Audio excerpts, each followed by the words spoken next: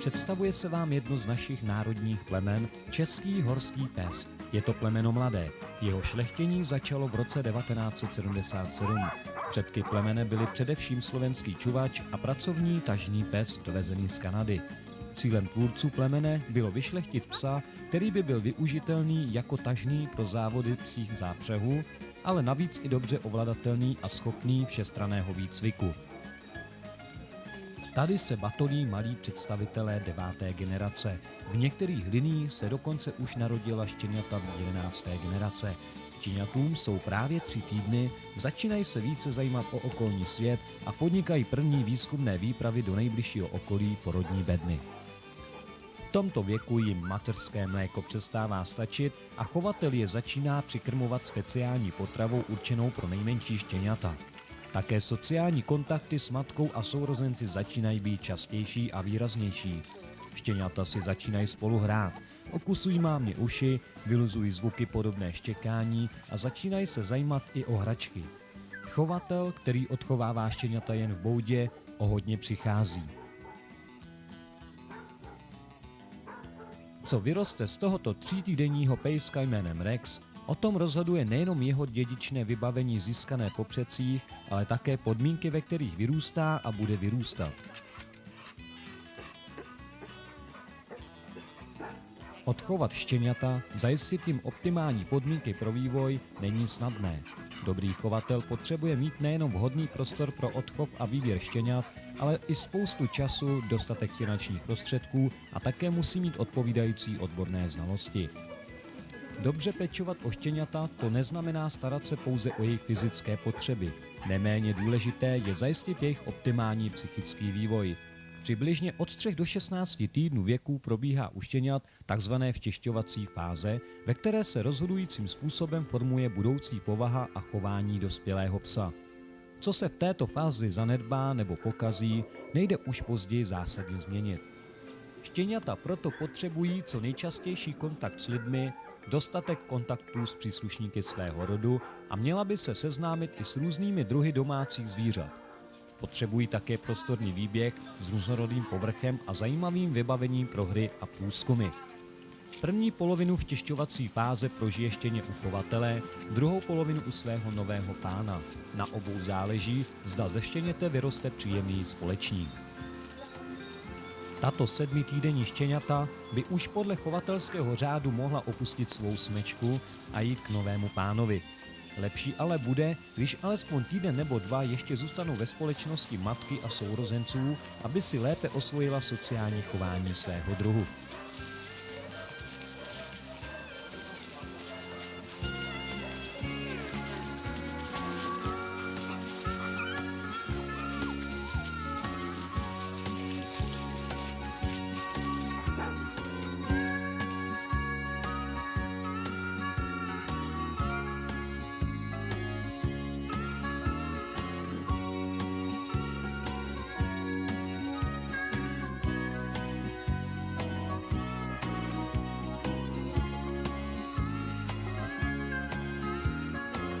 Dámy a pánové, já bych vás chtěl přivítat na klubové výstavě českých horských psů.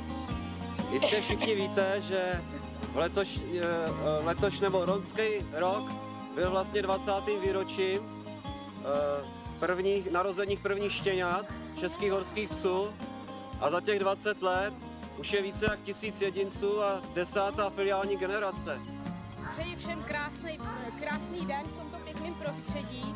Jenom bych vám chtěla říct, že pro mě ctí, že mě váš klub pozval k posuzování tohoto plemene nádherného, protože český horský pes patří ke klenotům národních plemen. Klubová výstava bývá nejvýznamnější akcí v roce. Vedení klubu využívá této slavnostní příležitosti k předání putovních pohárů vítězům celoroční soutěže Pes roku a Fena roku, ve které se sčítají body za výstavní i sportovní výsledky. Dodatečně vydám průkaz původu, majitel Lenka Fiedlerová.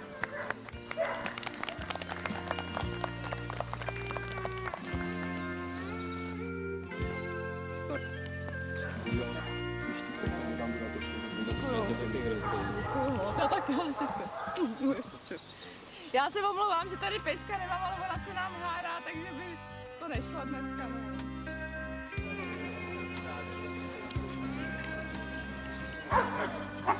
Na výstavě rozhodčí hodnotí, do jaké míry každý předváděný pes odpovídá standardu plemene a podle toho mu zadá známku výbornou, velmi dobrou, dobrou nebo dostatečnou.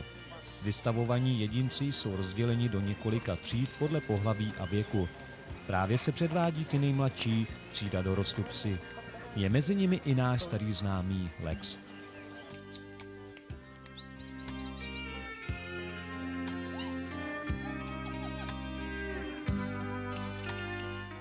Vyrostl, je mu už 8 měsíců a tohle je jeho první výstava.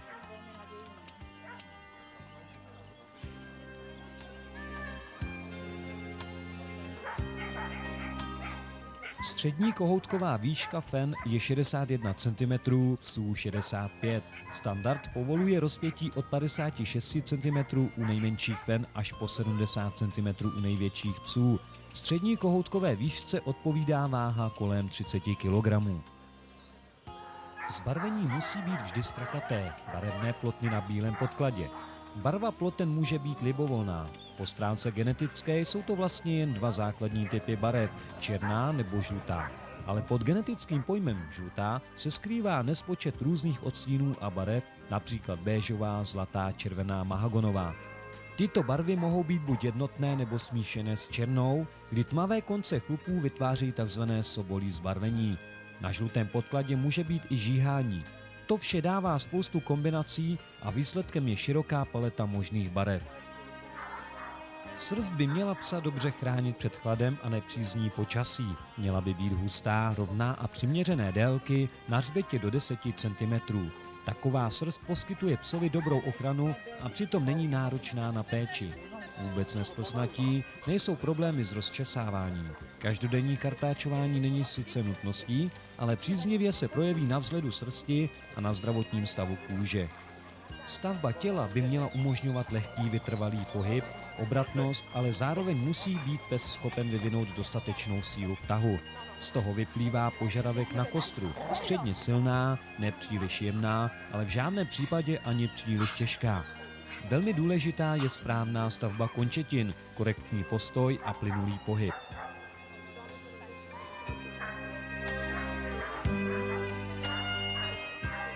Povaha by měla být klidná, vyrovnaná, takzvaně ani bázlivá, ani agresivní.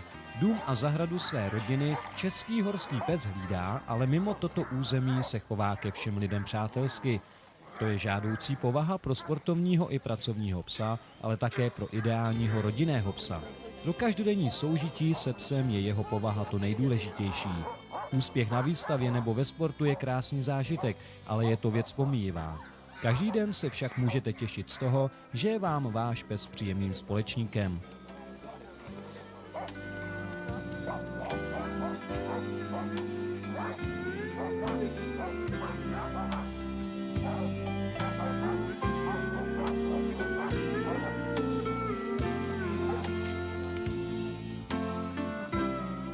Aby si rozhodčí mohl v krátkém čase psa co nejlépe prohlédnout, je třeba, aby ho jeho majitel uměl vystavit.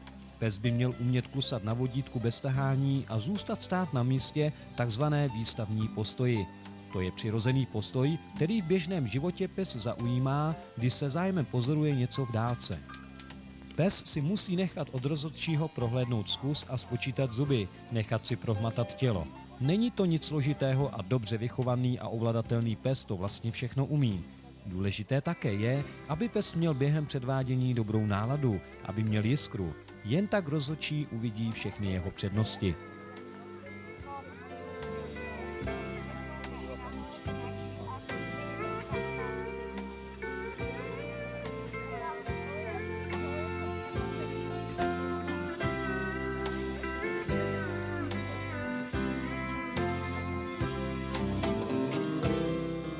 Který z nich dostane známku výborná, který velmi dobrou nebo horší, který získá nějaký titul? Lajka zaujme v první řadě zbarvení a osrstění. I to, samozřejmě, bude rozhodčí hodnotit, není to ale zdaleka jediné a nejdůležitější kritérium hodnocení.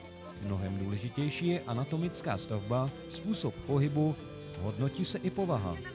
I při posuzování exteriéru je třeba mít neustále na paměti poslání a upotřebení plemene a penalizovat zejména to, co by mohlo všestrannému využití psa bránit.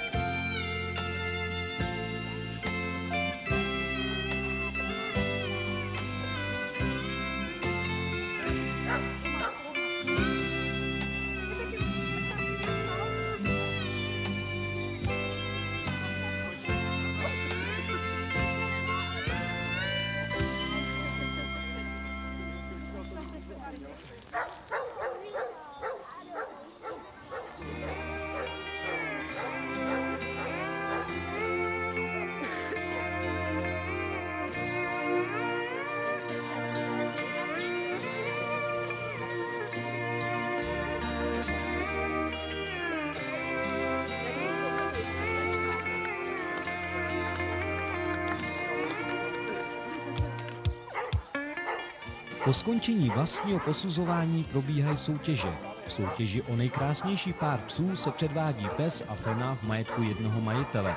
Hodnotí se jednotnost v typu a zřetelný pohlavní dimorfismus, takzvaně, že musí být na první pohled patrné, který z těch dvou je pes samec a který je jemné fena.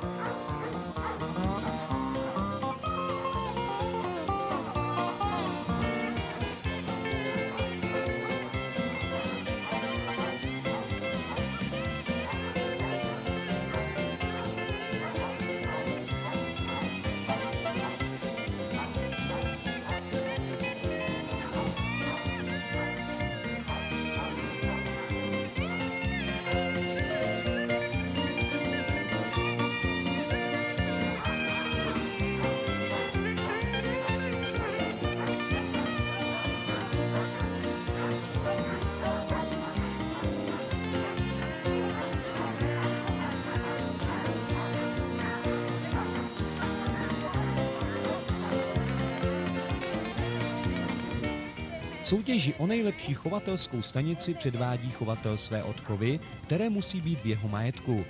Předvedení jedinci musí pocházet alespoň ze dvou různých vrhů, po dvou různých otcích nebo matkách. Oceňuje se především jednotnost v typu.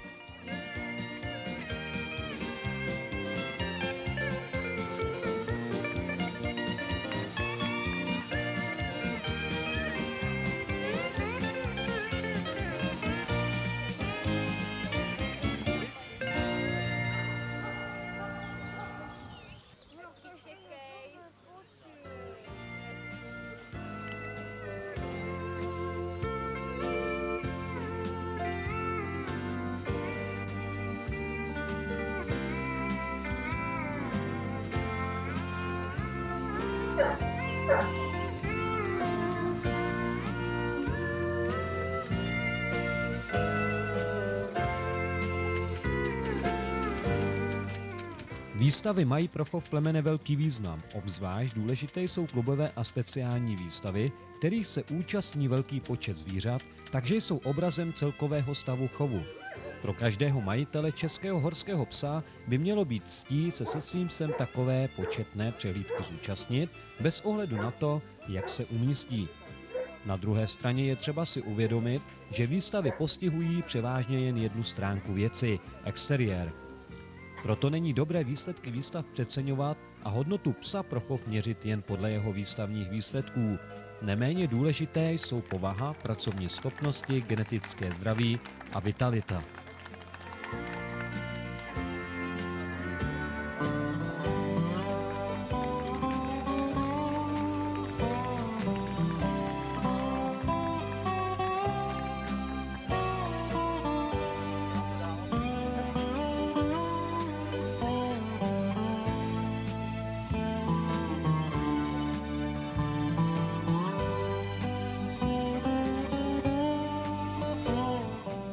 Český horský pes je všestranně použitelné plemeno.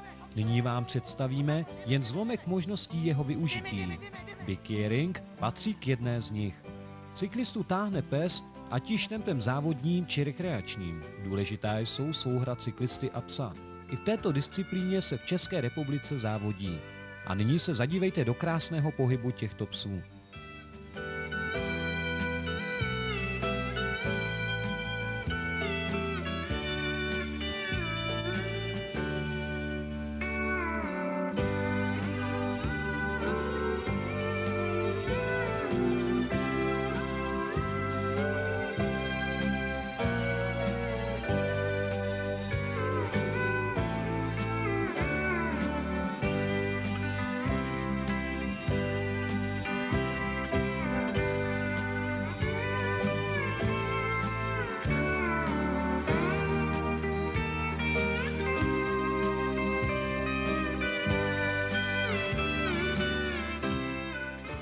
A je tady spřežení. Pokud máte víc než jednoho psa, můžete je učit běhat ve spřežení. Ovšem výcvik psů a hlavně vedoucího psa, lídra, vyžaduje více času a pes musí mít chuť do pohybu.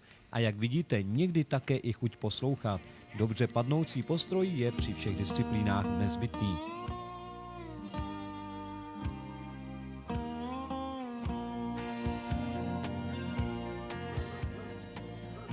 Český horský pes může být i užitečným pomocníkem při nošení břemen přiměřených tělesné stavbě každého jedince. K tomuto účelu se používají speciální brašny, které musí psovi především perfektně sedět a břemeno musí být vyvážené.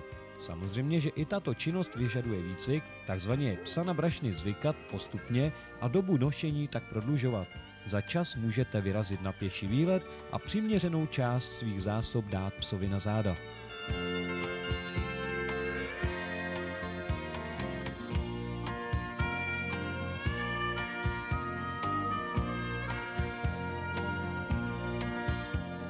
Ani základní poslušnost není pro českého horského psa při dobrém vedení problém. Několik psů má například zkoušky z výkonů, včetně zkoušky z obrany. Své využití najde i při soutěžích agility. V Rakousku je pes, který úspěšně prošel policejním výcvikem a složil závěrečné zkoušky. Jiní psi zase působí jako pastevečtí, především při střežení stád a jejich přehánění.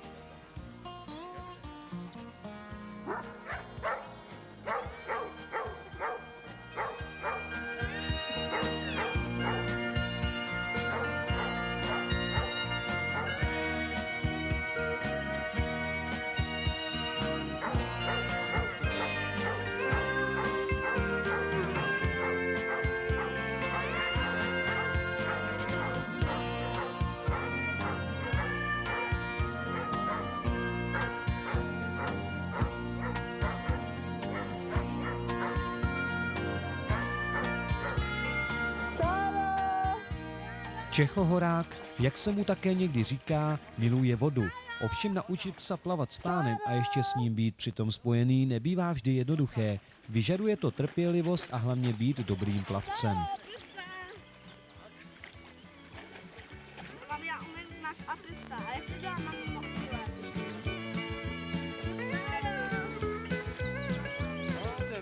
Ale jak vidíte, jde nakonec naučit psa, aby i ve vodě svého pána táhl.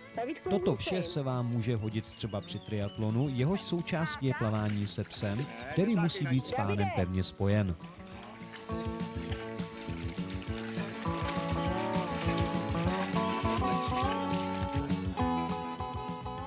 Výborné vlohy mají čeští horští psi pro práci záchranářů. Vynikají jako psi lavinoví a stopaři. Početná skupina českých horských psů, kteří mají záchranářské zkoušky, je například v Rakousku.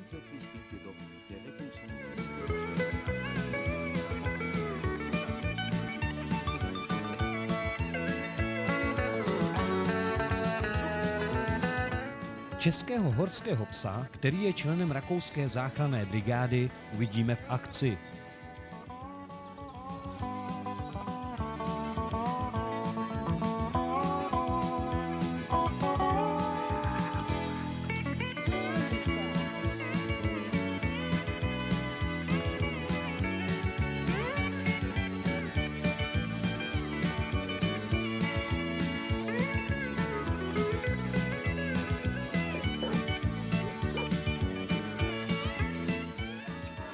Pokud si opatříte štěně, kde byste ho měli ubytovat, český horský pes je dostatečně otužilý, takže může bydlet venku v boudě. Spokojený ale bude i s vámi v bytě.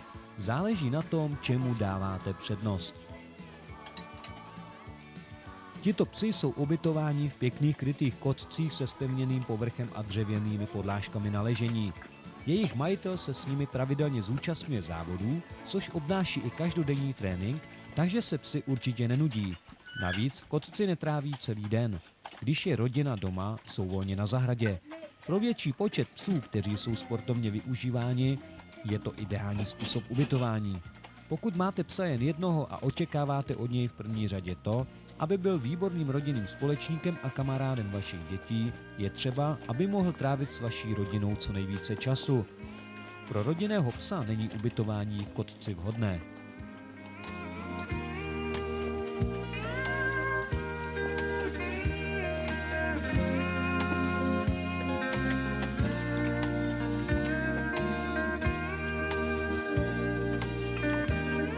Správné sestavení krmné dávky, to je věda.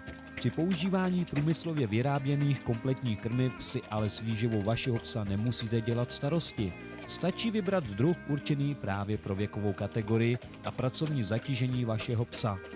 Kompletní krmivo obsahuje v ideálním poměru všechny živiny, vitamíny a minerální látky, které pes potřebuje.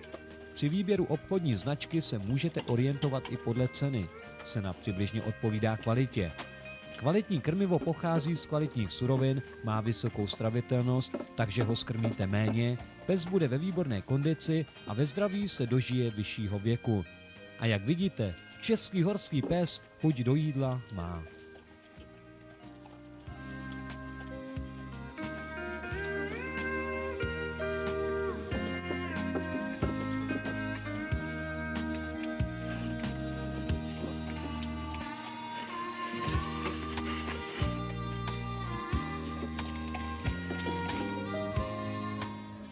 Tak takhle to vypadá na úvazišti psů při závodech psích spřežení. Léto končí a začíná podzim, i když v tomto případě poněkud více teplý, než je zvykem, ale ani to nevadí nedočkavým mašerům, aby se sešli na jednom z prvních závodů při přípravě na hlavní zimní sezónu. Canicross, volně přeloženo do češtiny běžec a pes. To je jedna z disciplín podzimních závodů. Dá se říci, že tato disciplína patří k těm, které českým horským psům nejlépe sednou. Samozřejmostí je opět perfektní souhra běžce a psa. V této disciplíně dosáhli již závodníci s českými horskými psy významných úspěchů jak v republice, tak v Evropě. Chuť psa do pohybu je opět nezbytností. A nyní se zadívejte do startu některých předních závodníků.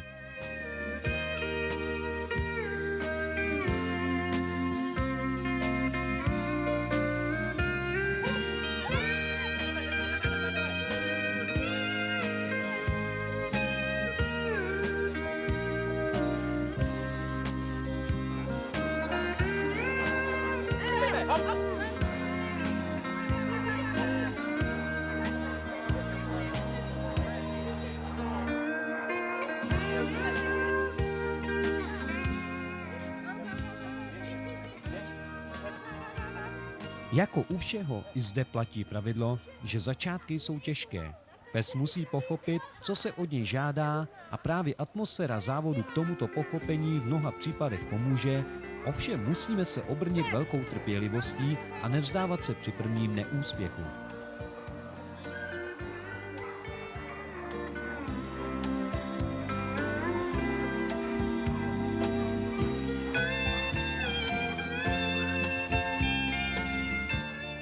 Po zhruba 6kilometrovém běhu se závodníci dostávají více či méně vyčerpaní do cíle. Po vzbuzení v posledních metrech od pomocníků závodníka je v mnoha případech signálem zmobilizování posledních zbytků sil běžce a psa.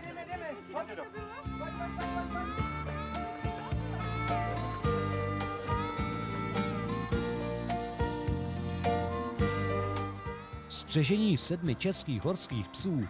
Co více k tomu říct? Dívejte se.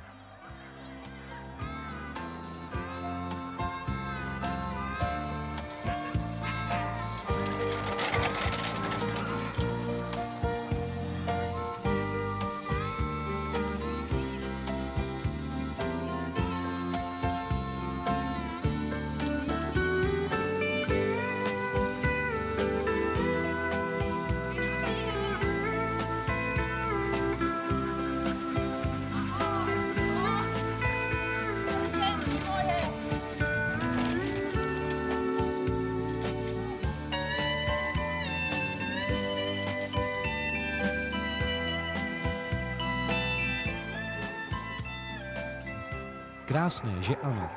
Podzimní závody psích střežení se jezdí na tréninkových vozících. Tento vozík je buď čtyřkolový, při více než 4 psech ve střežení je povinný, nebo tříkolový pro 2 až 4 psy. Dobré brzdy na vozíku jsou velice důležité, ale i konstrukce celého vozíku musí být pevná, aby vydržela jízdu terénem, ale zároveň lehká, aby zbytečnými kilogramy nezatěžovala psy a konec konců i mašera. Starty jsou velice rychlé, ale během závodu musí i mašér pejskům pomoci, odpichováním či během za vozíkem při jízdě do kopce, a to zejména u méně početných střežení.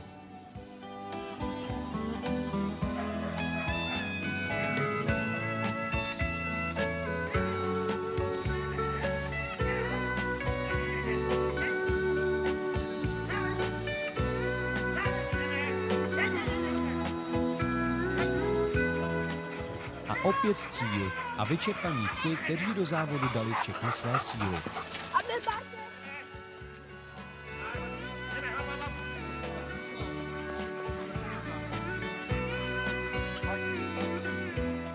Když jsou psi po závodě za takového teplého počasí vydýcháni, je pro ně osvěžující koupel tou nejlepší odměnou.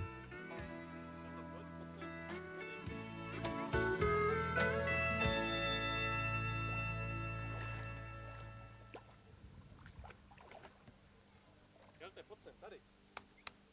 Tady. Tak, šikovnej.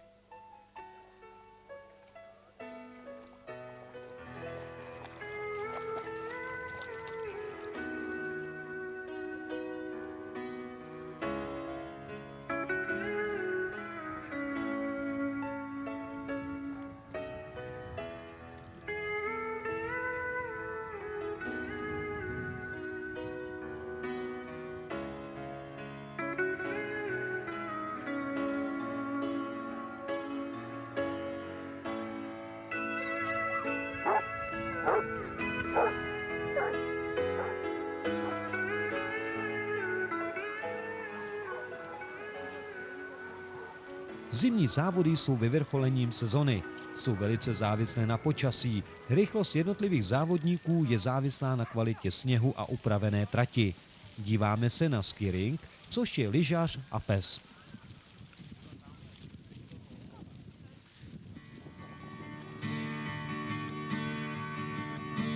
Jdu s děravou patou, mám horečku svatou, jsem chudý, jsem slá nemoce. A hlava mě pálí a v modravé dáli se leskne a třpití můj sen. Kraj pod sněhem mlčí, tam stopy jsou vlčí, tam zbytečně budeš můj sám. Za dřevěné poutě, sen o zlaté hroudě, já nechám si 1000krát stát.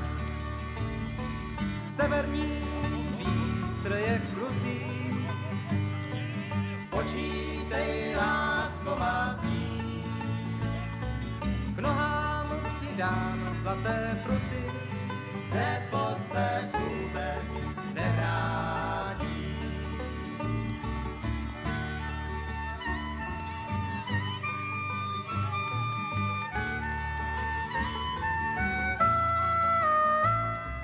K nohám ti dám zlaté pruty, nebo se vůbec nevrátí.